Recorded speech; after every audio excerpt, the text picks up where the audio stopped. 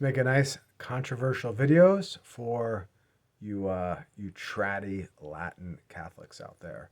So I myself am a tratty Latin Catholic, and I'm going to say something that's going to ruffle a lot of feathers, and I'll make the explanation for it to you tratty Catholics out there, just like myself. So you tratty Catholics, I'll tell you this: I am thankful for Pope Francis. That's crazy, right? You're thankful for Pope Francis. Yeah, man. I'm totally thankful for Pope Francis. Super thankful. And I'll tell you this: I am thankful for our Cardinal, where I'm at, Cardinal Supich.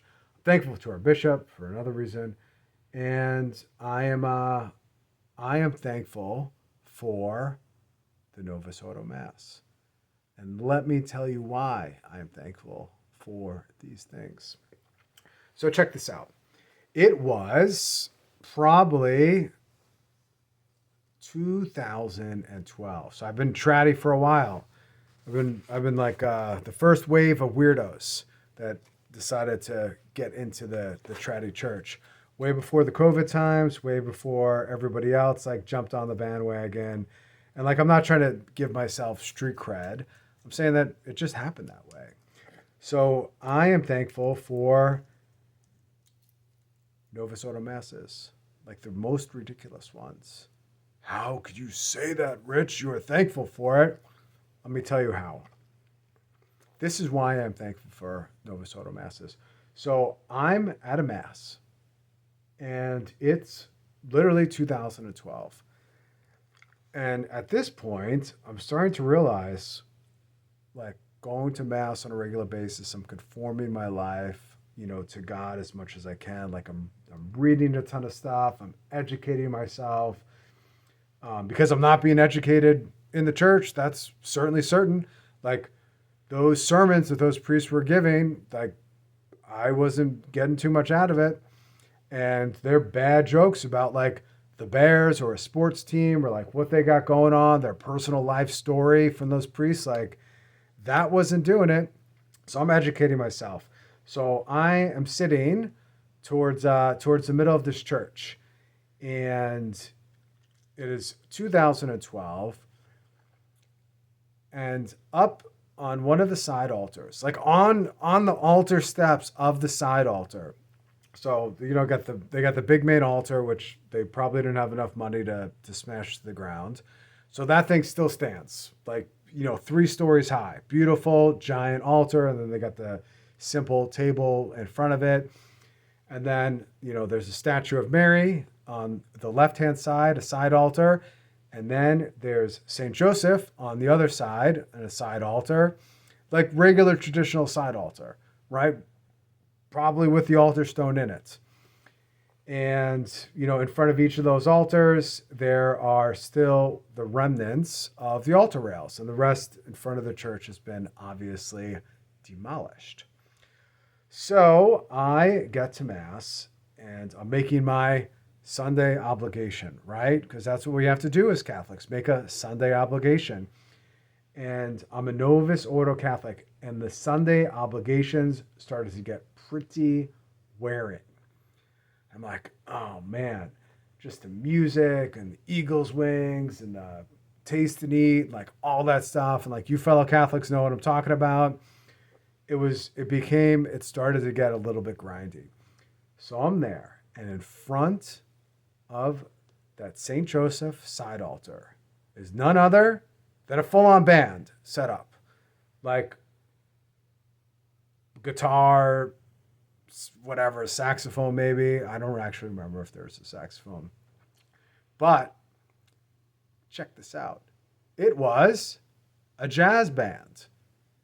So they are doing jazz band renditions with the lead singer and the guitar and the drums and the ridiculousness of it in front on the steps of the side altar.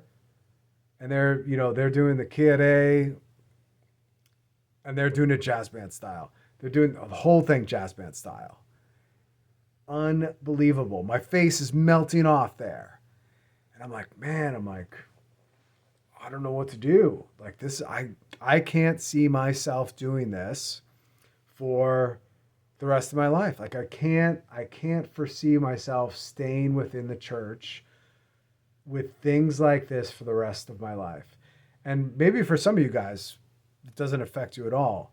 But for me, I was like, if this doesn't seem serious, and you're telling me that this is the sacrifice of the Mass, the body of Christ, and this is all happening, the Eucharist is, truly the body of Christ, is that true? Why is there jazz bands? Why are we doing this exercise of silliness? Because it did seem very silly.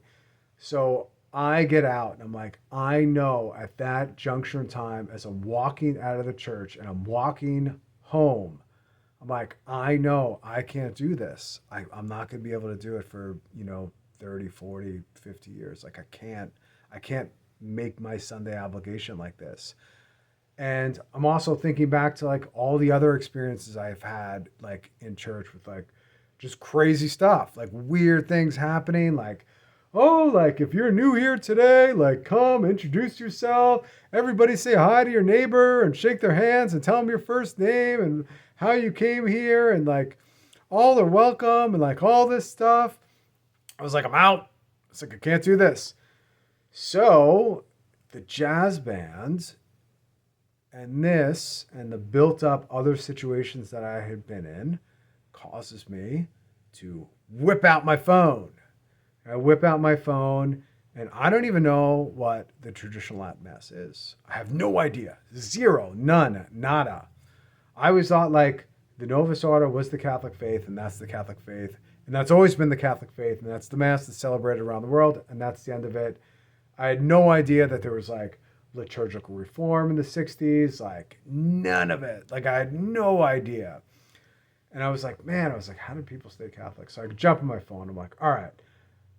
Like I was just like more traditional Mass, like more reverent Mass. I type into the Google search. And then boom, Google replies back. And I see there, traditional Latin Mass. And it's at a place that maybe some of you guys have been, or you could go look at pictures. It's at this place, St. John Cantius in Chicago. So I start reading up on it a little bit, and they're like, hey, we offer the form of the traditional Latin Mass, blah, blah, blah, like sacred music. And I'm like, whoa, I'm like, that's cool. I'm like, I'm nervous now. Like, and then there's dress code regulations, like right there. Like it says like, you must come dressed, like men must wear this, women must wear this, like up to the pit of their neck, below their knee. I'm like, ooh, I'm like, what's going on? So that next Sunday, I decide to go. I'm like, all right, let's see what this, more reverend traditional Mass is about. So I go and I sit close, probably 4 rows from back. Like the last 4 rows are kind of empty for the most part, except me and a couple other people. The rest of the church is jam-packed. And this is a massive, massive church. And I walk up the giant steps. The giant steps are old, like the building's been around there forever. The whole thing is freaking restored. Unbelievable. You walk in and smells like wood and incense, and like if you guys have ever been there, you know what I'm talking about. Like it has like a distinctive like old smell. There's a ton of wood in the building. It's beautiful. It's beautiful. And the high altar is this giant wood altar, and it's 4 stories high. It's unbelievable. And I go there and I am confused out of my gourd. Like I don't know what to make of it. I don't know when to kneel. I don't know when to stand. I don't know when to sit. I'm just kind of following along with everybody else.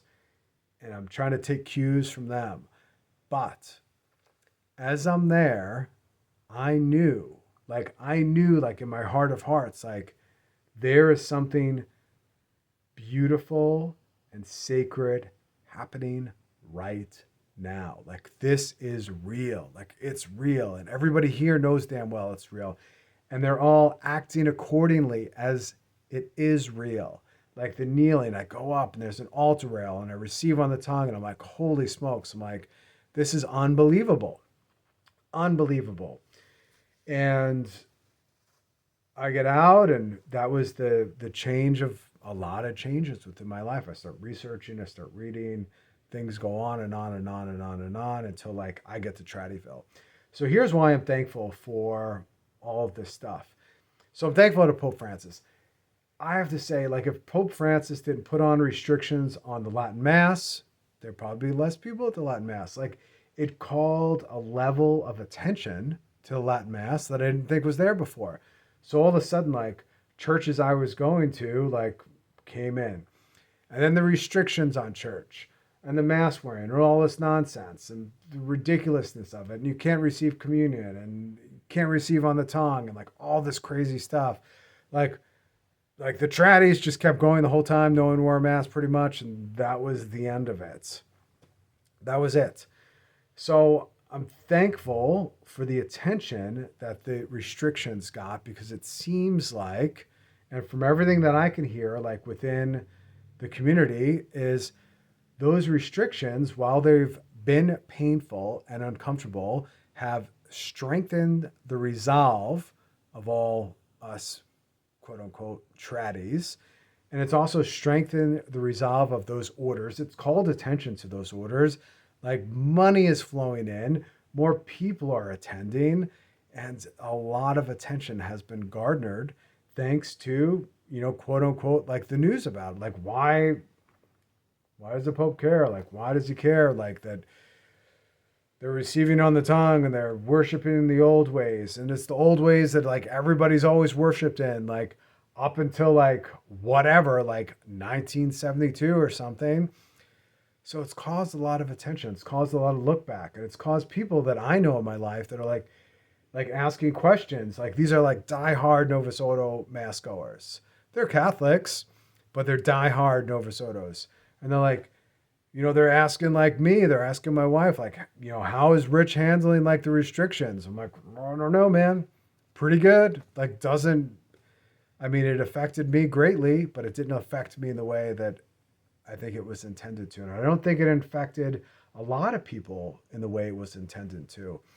Because the second they shut one place down, another place booms up and you end up going somewhere else. And I'll tell you this, like all that driving that I've done, like all of the things that I've done to go out of my way to find the traditional Latin Mass, the reverent Mass, the holy sacrifice of the Mass.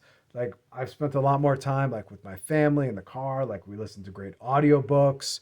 We've had a lot of great discussions. Like the fruits are there. Like I've met a lot of people that share the same thing and no one's like miserable or complaining or weirdos. Like it's not actually like that. It's not even full of weirdos. If I say anything, I would think there's more weirdos in the Novus Ordo. Like there's more weird stuff happening there. Like 100%. Like in the traditional community, there's just married people and babies and kids having fun and laughing, and there's a lot of joy. Like there's genuine joy, and there's genuine striving to conform yourself to the will of God there. And there's a dress code. So that's not the only thing, but I'm trying to make a point. Like I am thankful for all these things. I'm thankful for that jazz mass. I'm so thankful for that jazz mass because it wasn't for that jazz mass and the altar welcomes before that and the take and eats and the terrible half circle, half moon churches with the round pews and the shaking hands and please introduce yourself and tell them your name and where you came from. And I wouldn't have ended up here. I would have ended up probably alone. I probably would have checked out. I've been like, man, like something doesn't seem right. I'm out. So I am thankful for all these things. I'm thankful for the Pope. I'm thankful. And I think the Pope has spurred on something that's really terrific, which is a growth in the traditional Latin Mass community and a coherence. And we've been battle hardened a little bit at this point. And we spent a lot more time with our families, a lot more time driving, a lot more time kind of hanging out and laughing. So thank you for bringing us all together. Thank you for bringing the attention and bringing more people in. Thank you. Thank you. Thank you. Thank you. Subscribe to my channel, like, share, out.